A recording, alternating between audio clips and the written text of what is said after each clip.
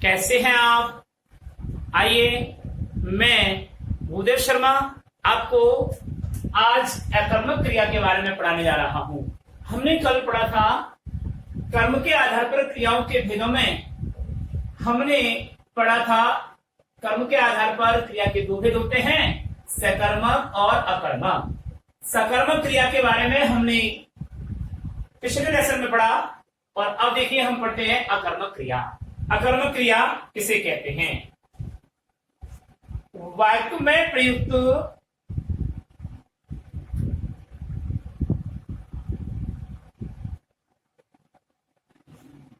जिन क्रियाओं का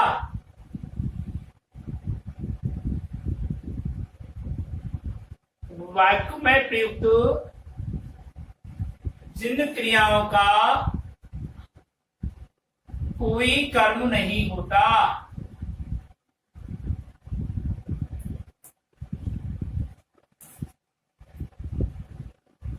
नहीं होता, अपितु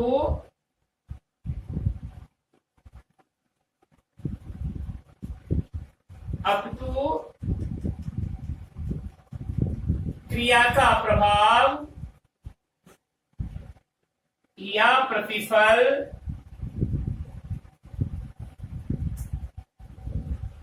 केवल कर्ता पर पड़ता है।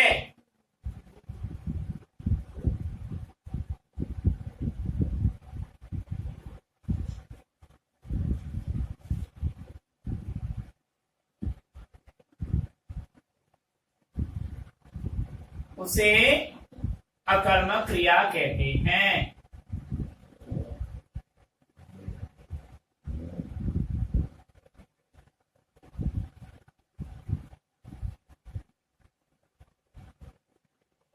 वाक्य में प्रयुक्त जिन क्रियाओं का कोई अपना कर्म नहीं होता, और यानी कि वाक्य में कर्म कार्य की उपस्थिति नहीं पाई जाती, कर्म अनुपस्थित रहता है, वहां केवल क्रिया का प्रभाव कर्ता तक ही सीमित रहता है, उसे अकर्मक क्रिया कहते हैं।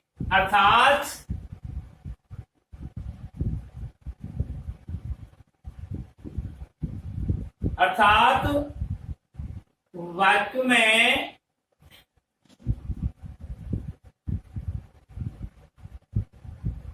क्रिया का प्रभाव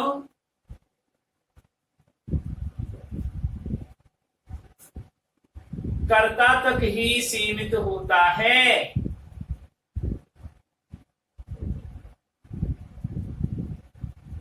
कर्ता तक ही सीमित होता है।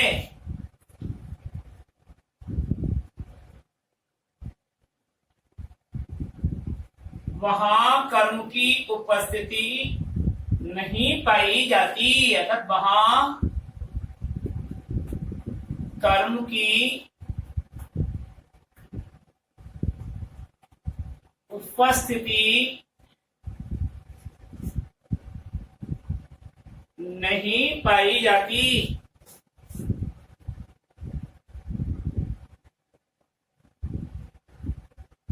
उसे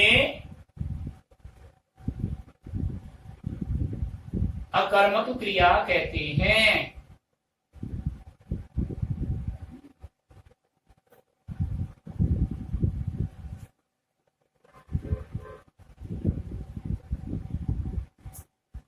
ठीक है, एग्जाम्पल देखिए, उदाहरण।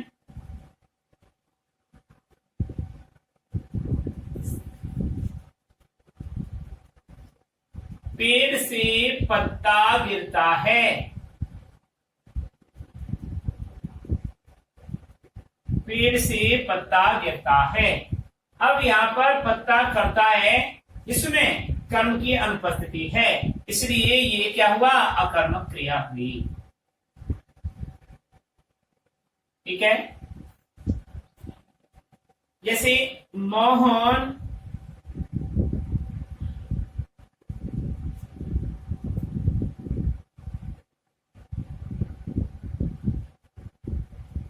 पढ़ता है, ये अकर्मक क्रिया हुई। यहां पर ये अकर्मक क्रिया हुई। जैसे लता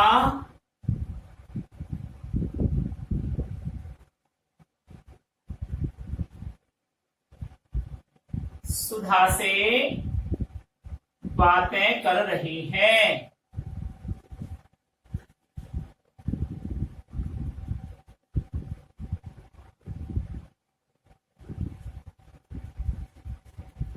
किसको कर रही है? बात कर रही है। ये सकर्मक हो गया। मैं आपको बता रहा था कि यहां कर्म आ गया, ये अकर्मक हो गया। यहां कर्म नहीं है, ये अकर्म हो गया, यहां कर्म नहीं है, लेकिन ये सकर्मक है क्योंकि यहां पर बात है। इसलिए जब यहां पर ये आ गया कर्म, तो ऐसी कंडीशन में उसको अकर्मक नहीं कह सकते। तो अकर्मक की परिभाषा क्या हुई? कर्म की अनुपस्थिति पाई जाती है, कर्म की उपस्थिति नहीं होती, उसे अकर्मक क्रिया कहते हैं। अब आइए अकर्मक क्रिया के भेद।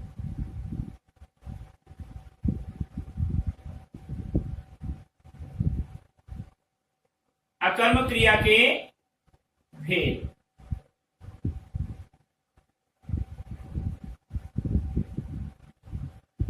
अकर्मक क्रिया के निम्न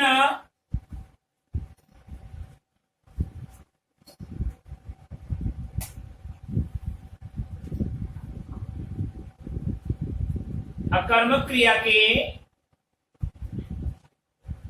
निम्न दो उपभेद होते हैं।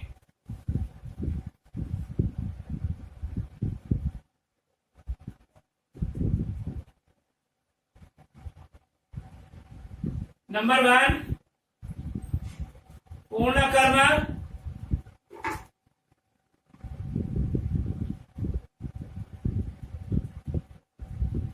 और नंबर 2 अपूर्ण कर्मक। पूर्ण कर्मक और नंबर 2 अपूर्ण कर्मक।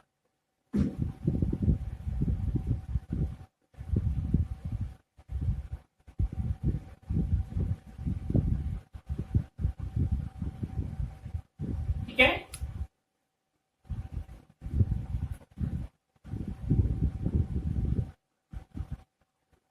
अब पढ़ेंगे नंबर 1 पूर्ण अकर्मक क्रिया।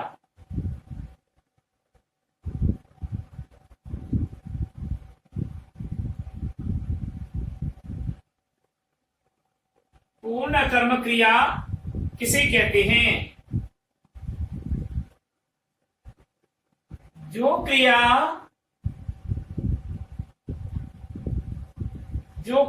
बिना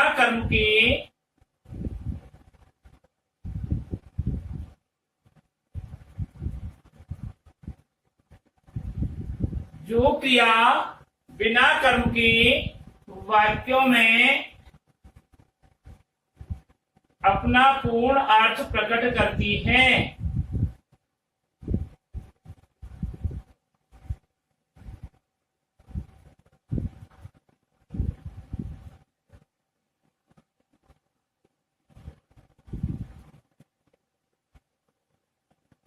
जो क्रिया बिना कर्म के वाक्यों में अपना पूर्ण अर्थ प्रकट करती है, उसे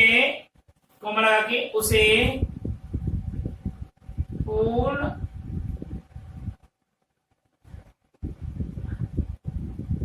अकर्मक क्रिया कहते हैं।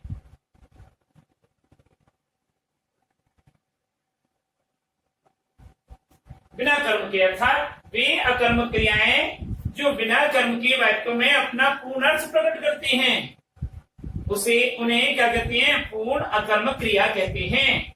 उदाहरण देखिए, इसमें एक स्थिति और है कि इसमें कर्ता की गति दिशा, इसमें कर्ता की गति दिशा, इसमें कर्ता की गति दिशा, दशा, स्थिति का बोध होता है,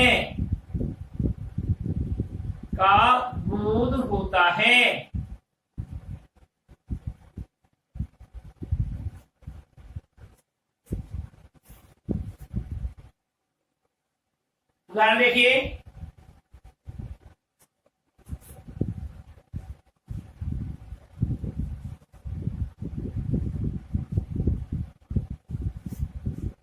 एग्जाम्पल,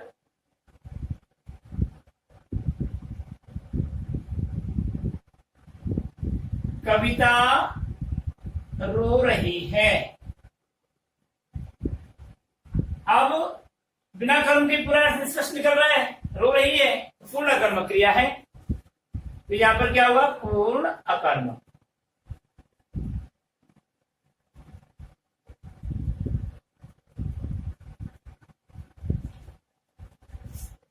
जैसे पायल हंस रही है,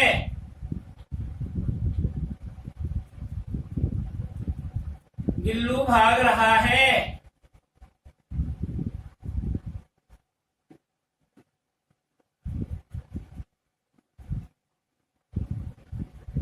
निशांत सो रहा है। ये सब क्या है? पूर्ण कर्म क्रिया है।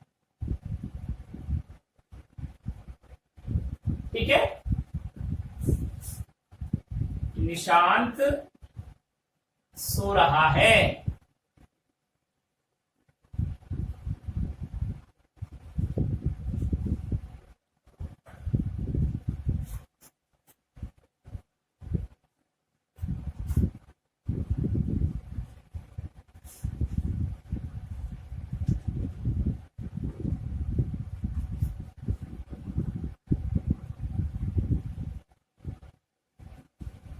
अब देखिए,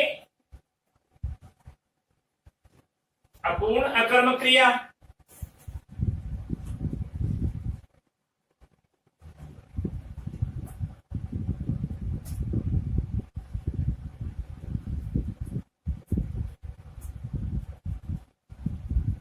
अपूर्ण अकर्मक क्रिया,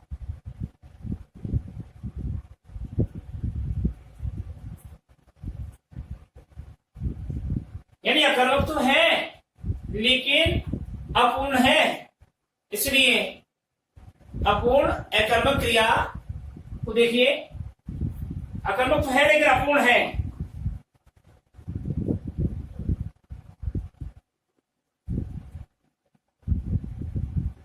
वह अकर्मक क्रिया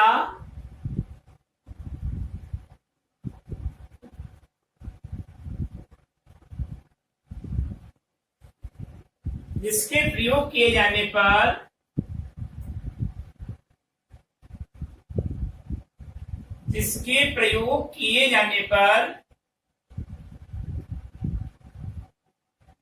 वह अकर्मक क्रिया जिसके प्रयोग किए जाने पर क्या स्थिति उत्पन्न होती है? कर्ता के अतिरिक्त किसी अन्य पूरक शब्द का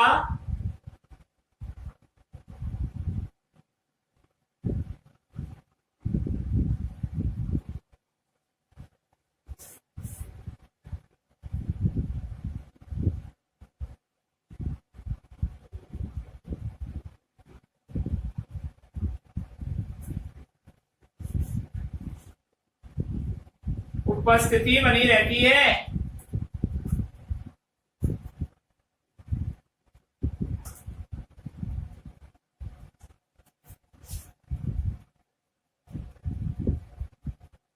उसे दोबारा रिपीट कर रहा हूं, ध्यान से देखना। वह अकर्मक क्रिया जिसके प्रयोग किए जाने पर, जिसके वाक्य में प्रयोग किए जाने पर, हो गए, जिसको वाक्य में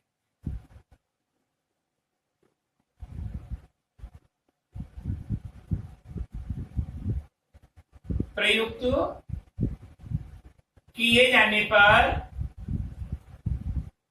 तो क्या करेक्शन हो गया कि वह अकर्मक क्रिया जिसको वाक्य में प्रयुक्त किए जाने पर कर्ता के अतिरिक्त किसी अन्य पूरक शब्द की उपस्थिति बनी रहती है। बिना पूरक शब्द के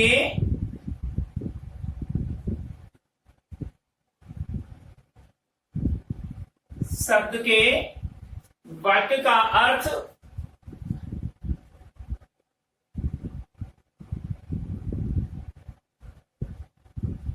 अपूर्ण रहता है।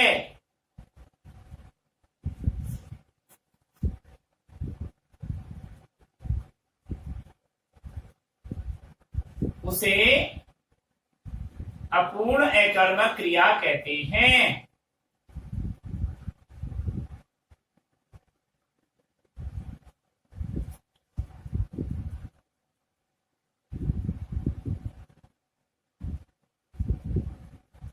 उसे अपूर्ण अकर्मक क्रिया कहते हैं।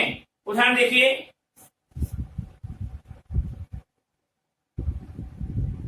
एग्जाम्पल, पड़ोसी चालाक निकला।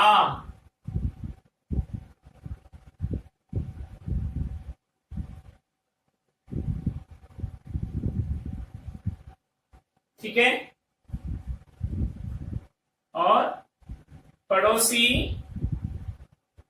निकला,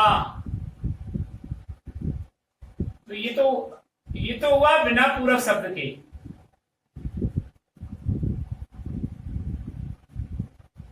और ये चालाक जो हुआ ये पूरक शब्द युक्त है।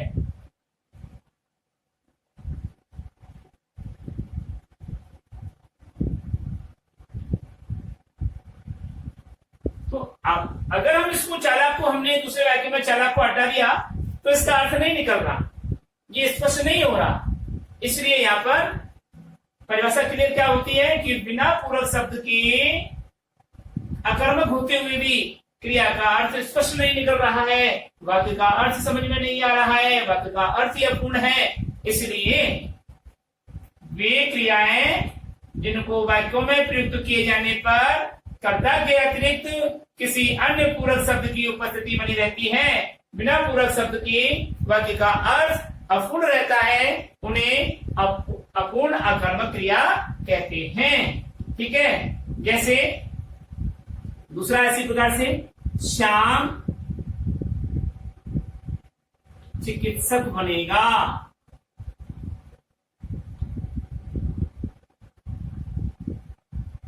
तो यहां पर ये पूरक शब्द है चिकित्सक, अगर इसको हटा देते हैं तो ये वाक्य अपूर्ण अर्थ प्रकट करता है। ठीक है, इस प्रकार से एक और उदाहरण देता हूं इसका, मैं स्वस्थ हूं।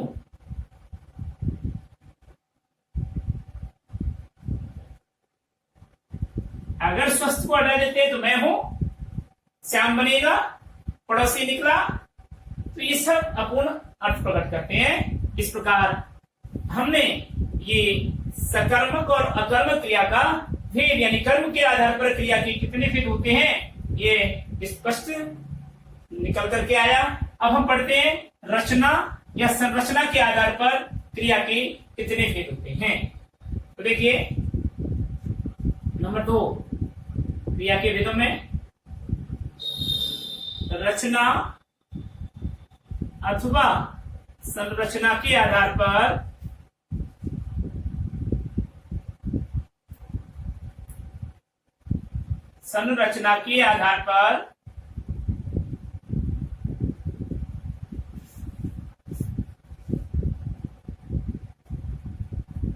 क्रिया के भेद। ये आज का हमारा चैप्टर अगला है, जो रचना और संरचना के आधार पर क्रिया के भेद। देखिए,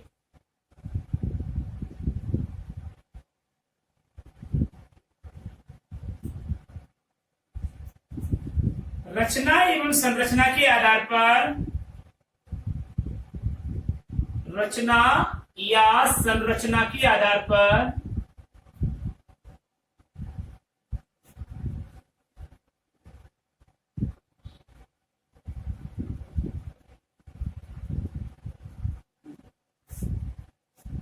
क्रिया को निम्न प्रकार विभाजित किया गया है।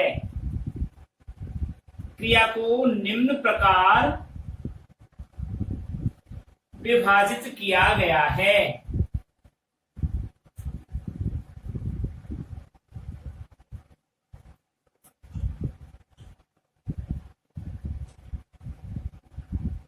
जैसे कैसे किया है वो हम ऊपर देखते हैं।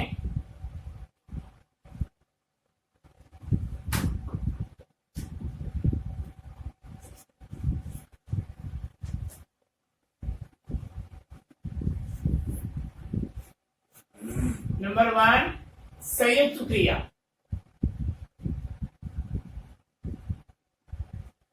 संयुक्त क्रिया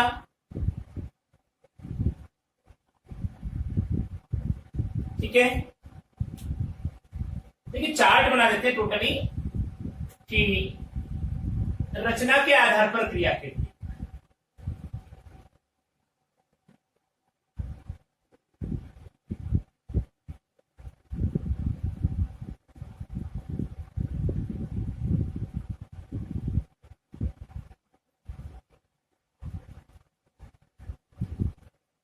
रचना के आधार पर क्रिया का एक रूपांतरण होता है और वह है संयुक्त क्रिया।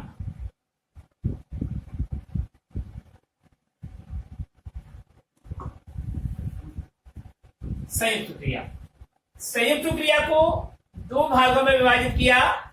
संयुक्त क्रिया को दो भागों में विभाजित किया, मुख्य क्रिया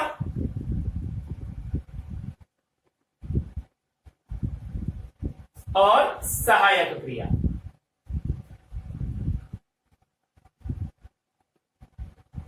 संयुक्त क्रिया को दो भागों में विभाजित किया, मुख्य क्रिया और सहायक क्रिया। और सहायक क्रिया को दो भागों में विभाजित हुआ। सहायक क्रिया के दो रूप हुए, रंजक क्रिया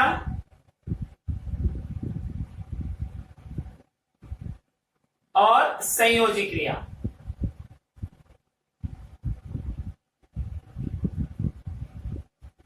अब हम नंबरिंग करते हैं कि संयुक्त क्रिया को नंबर 1, मुख्य क्रिया को नंबर 2, सहायक क्रिया को नंबर 3, रंजक क्रिया को नंबर 4 और नंबर 5। इस प्रकार से रचना के आधार पर माने तो उपभेद सहित 5 भेद होते हैं और नहीं तो एक ही रूप है संयुक्त क्रिया। संयुक्त क्रिया के दो भेद, मुख्य क्रिया और सहायक क्रिया। सहायक क्रिया के दो उपभेद, रंजक क्रिया और संयोजी क्रिया। इस प्रकार संयुक्त क्रिया को हमने रचना के आधार पर विभेद किया है। अब पढ़ते हैं हम परिभाषा इन सब की, समझते हैं इनको सबको। संयुक्त क्रिया,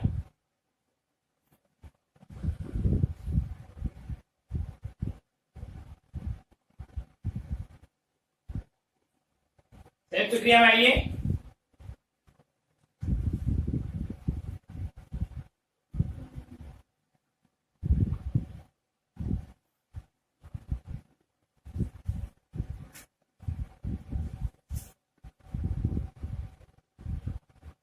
दो या दो से अधिक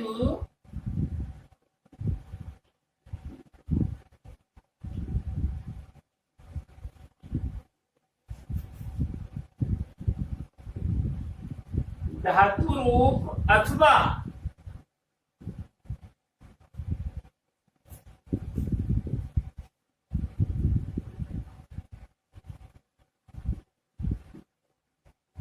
क्रियापदों से मिलकर बनने वाली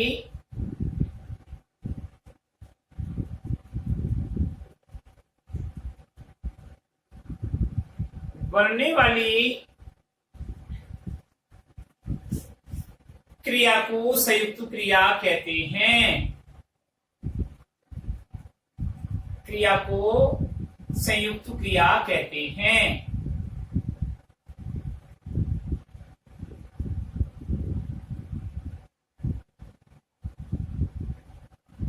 ठीक है, जैसे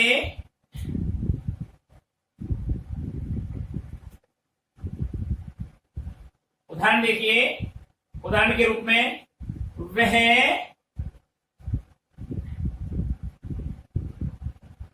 सवेरे स्नान कर लिया करता है।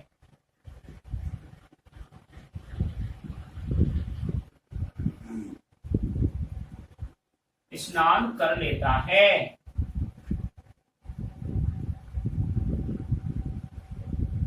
अब स्नान करना और लेना ये क्या है? दो क्रिया हैं। तो यहाँ पर संयुक्त क्रिया हुई। तो क्या होगा? दो या दो से अधिक धातु रूप अथवा क्रियापदों से मिलकर के बनने वाली क्रिया को संयुक्त क्रिया कहते हैं। ठीक है, तो इस प्रकार से ये संयुक्त क्रिया। और दूसरा उदाहरण देखिए इसका,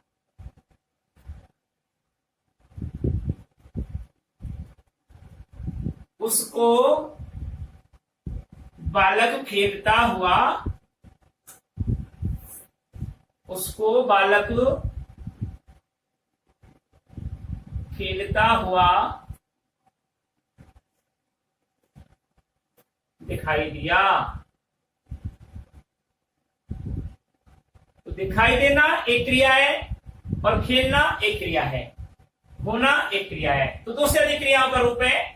तो यहाँ पर ये सब क्या है, संयुक्त क्रिया का रूप है। ये सब क्या है, वो बालक खेलता हुआ दिखाई दिया। अब देखिए संयुक्त क्रिया के उपभेद। संयुक्त क्रिया के निम्न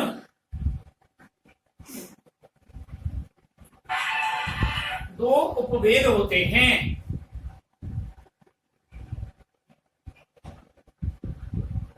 दो उपभेद होते हैं, कौन कौन से हैं? नंबर 1 ए में लिखेंगे आप मुख्य क्रिया और वह सहायक क्रिया। मुख्य क्रिया और वह सहायक क्रिया।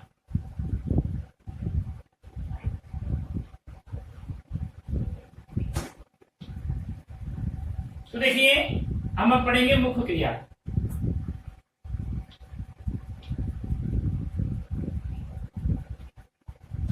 मुख्य क्रिया के बारे में पढ़ेंगे। तो देखिए मुख्य क्रिया में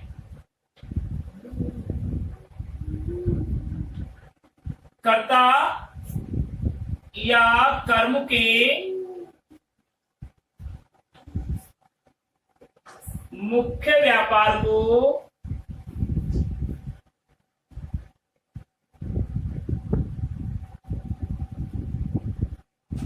एक ही शब्द में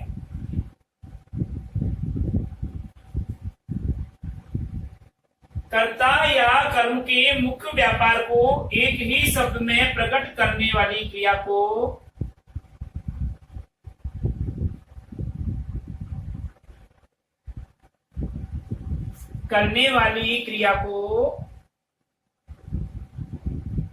क्या कहते हैं? मुख्य क्रिया कहते हैं।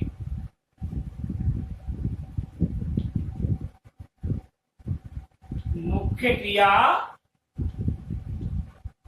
कहते हैं। ध्यान देखिए, यानी कि अगर आपके समझ में आया तो अर्थात करके बताऊं, पहले समझ लीजिए इसको। कर्ता या कर्म के मुख्य व्यापार को एक ही शब्द में प्रकट करने वाली क्रिया को मुख्य क्रिया कहते हैं। अर्थात करके लिख लो, अर्थात किसी कार्य के करने या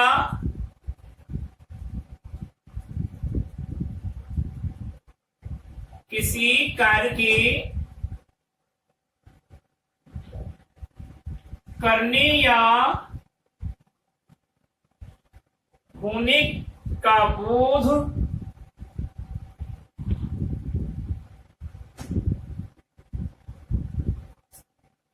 एक ही शब्द में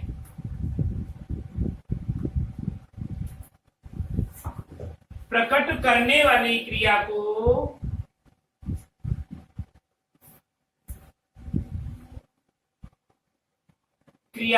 मुख्य क्रिया कहते हैं।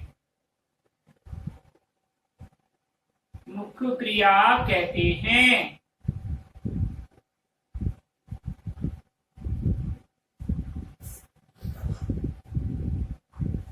अब आइए अगला,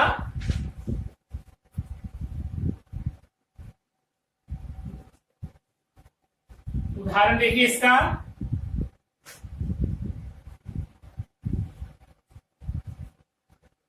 अभी वो लिखा हमने एग्जाम्पल उसमें से छांटना है, उसे बालक खेलता हुआ दिखाई दिया।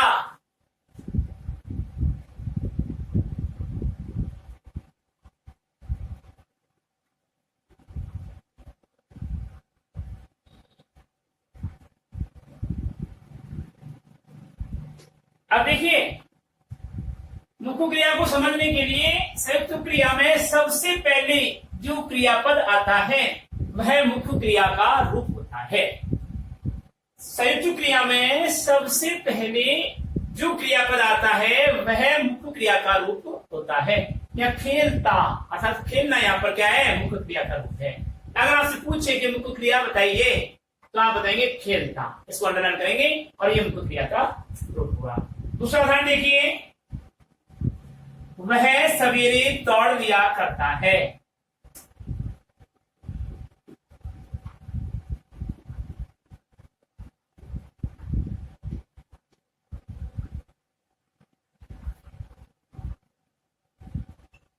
ध्यान दीजिए,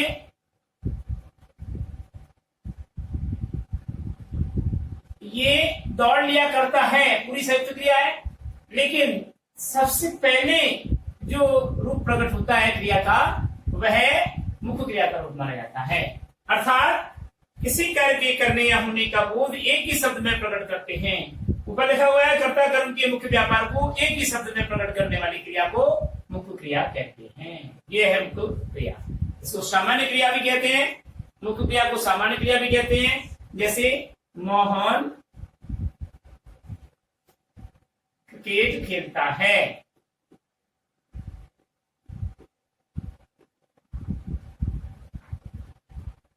ये सामान्य क्रिया है और सामान्य क्रिया का ही दूसरा नाम है मुख्य क्रिया। मुख्य क्रिया, ठीक है। तो इस प्रकार ये मुख्य क्रिया पूरी हुई। अब आता है मुख्य क्रिया के बाद में सहायक क्रिया।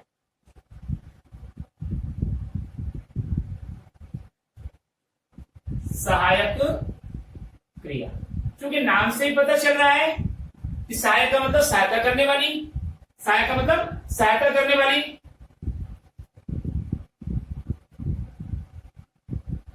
काल या समय का बोध, काल या समय का बोध कराने में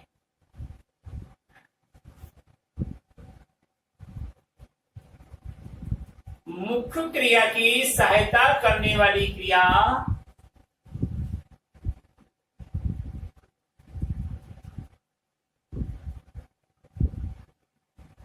मुख्य क्रिया की सहायता करने वाली क्रिया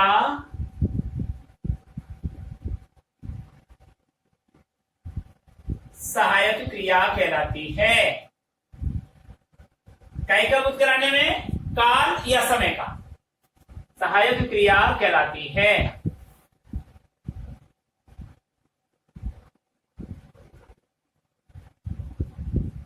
मुख्य क्रिया की क्या करती है, समय या काल का बोध कराते हैं, मुख्य क्रिया की सहायता करती है, उसे सहायक क्रिया कहते हैं।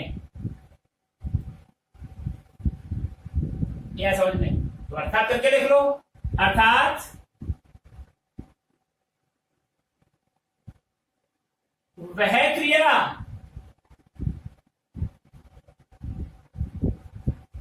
जो मुख्य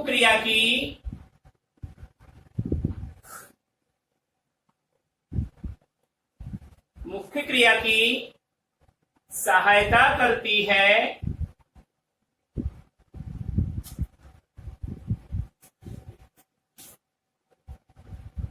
और वाक्य में काल या समय का बोध कराती है।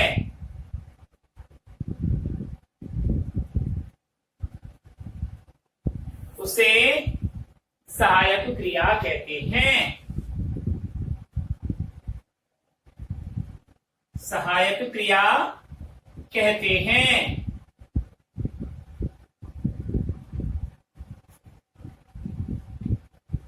उदाहरण देखिए,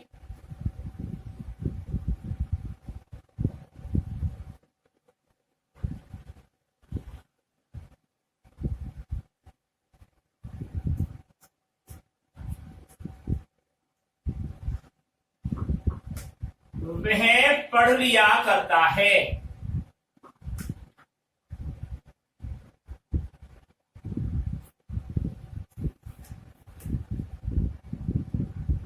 लिया करता है, ये सहायक क्रिया। यानी कि यहां पर निरंतर कार्य की स्थिति का पता चला हो रहा है, यहां पर समय का बोध हो रहा है। वह पढ़ लिया करता है।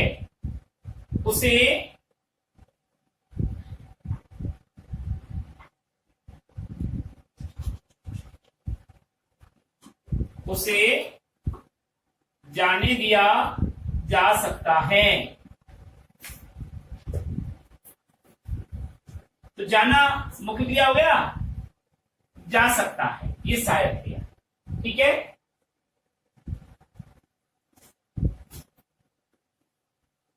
अगला है सहायक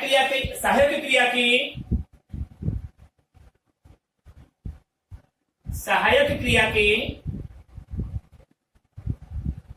भी निम्न दो उपभेद होते हैं।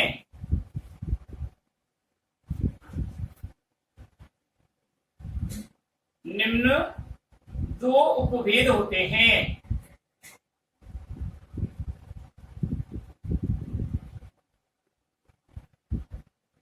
सहायक क्रिया के भी निम्न दो उपभेद होते हैं, जिसमें के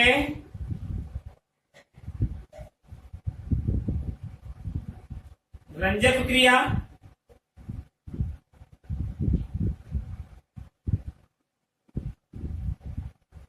और खे संयोजी क्रिया।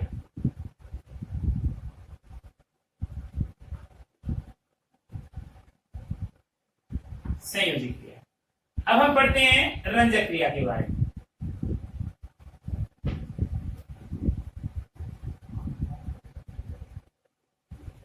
रंजक करना यानी रंजित करना, आनंदित करना, हर्षित करना, प्रभावित करना, प्रकाशित करना। रंजक करना यानी आनंदित करना, हर्षित करना, प्रकाशित करना, प्रभावित करना, ये इसके अर्थ होते हैं। यानी कि वह रंजक क्रिया और संयोजी क्रिया दो प्रकार की क्रिया होती है। तो वे क्रियाएं, रंजक क्रिया में देखिए, वे क्रियाएं जो मुख्य क्रिया के सामान्य अर्थ को, जो मुख्य क्रिया के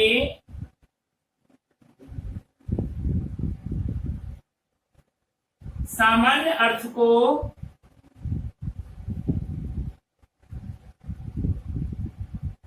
रंजित या प्रकाशित या प्रभावित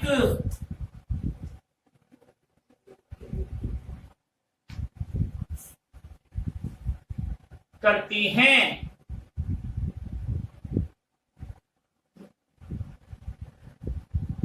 उन्हें रंजक क्रिया कहते हैं।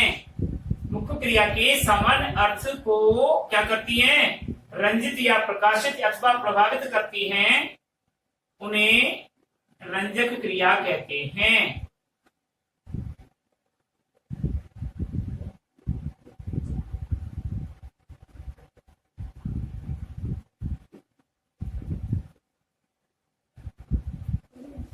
उदाहरण देखिए,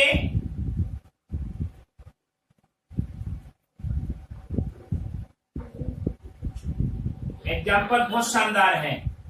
चोर के हाथ में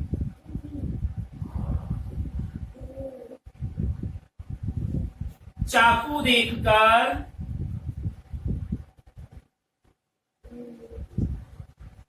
चोर के हाथ में चाकू देखकर मयंक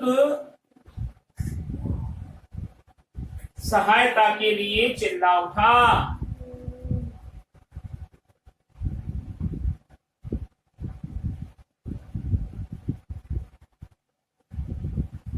चोर के हाथ में चाकू देखकर मयंक सहायता के लिए चिल्ला उठा।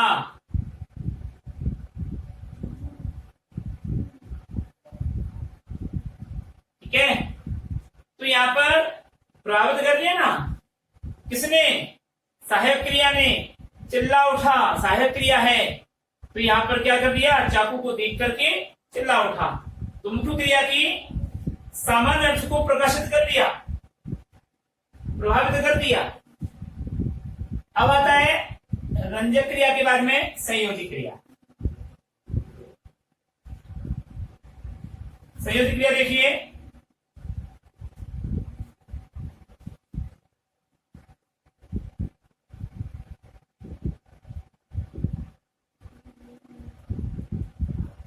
संयोजी क्रिया है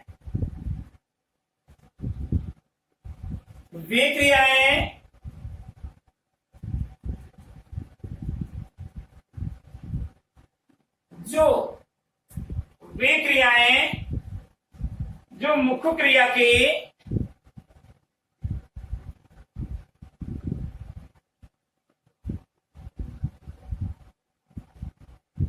पक्ष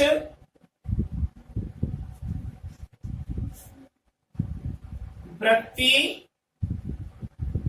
या स्वभाव एवं वे क्रियाएं जो मुख्य क्रिया की पक्ष वृत्ति स्वभाव एवं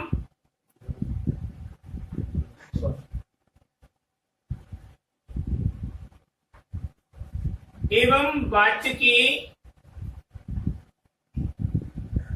सूचनाएं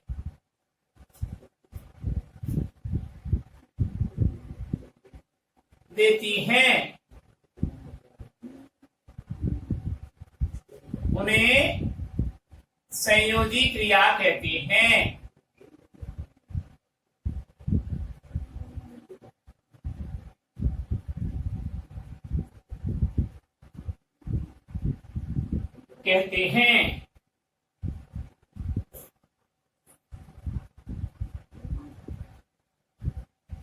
देखिए, वृत्ति का मतलब होता है स्वभाव या आदत, हैबिट जिसको कहते हैं।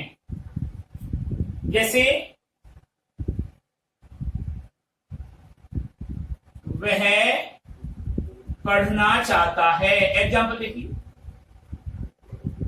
वह पढ़ना चाहता है। यहां पर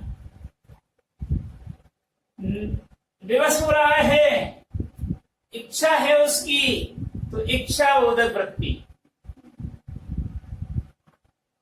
इच्छा बोधक वृत्ति बस नहीं है, पढ़ना चाह रहा है, तो इच्छा बोधक वृत्ति का यहां पर क्या हुआ? प्रभाव पड़ा है, स्वभाव उसका इच्छा बोधक है। ठीक है, दूसरा है एग्जाम्पल इसका, मुझे पढ़ना पड़ता है, मुझे पढ़ना पड़ता है। यहां पर विवश हो रहा है, तो यहां पर क्या हुआ? यहां पर हुआ विवशता बोधक वृत्ति।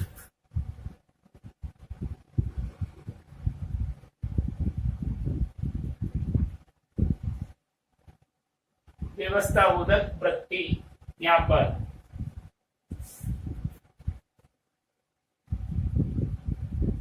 छात्र पढ़ चुका है, यहां पर पूर्णता बोधक पक्ष, कौन सा पक्ष है? पूर्णता बोधक पक्ष।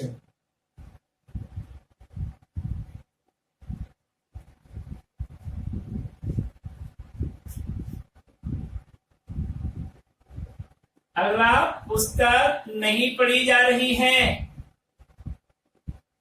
नहीं पढ़ी जा रही है, यह है कर्मवाच्य।